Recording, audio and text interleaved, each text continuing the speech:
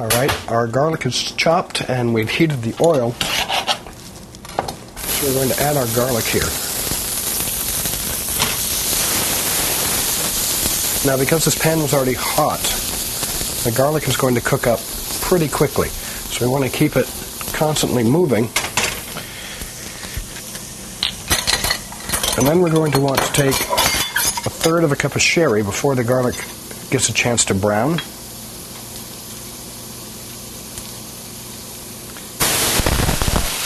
Right to the pan.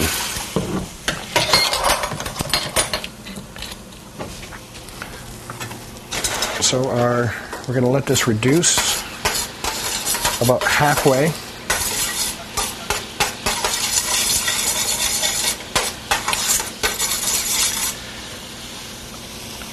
And if we let it reduce halfway, that's when all the alcohol is going to burn off, and the garlic will go ahead and soak up most of the flavor. Now we're going to add a tablespoon of butter here, and that's going to thicken up our sauce.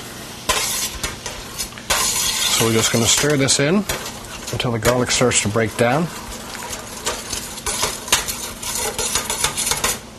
And then we're going to let it reduce.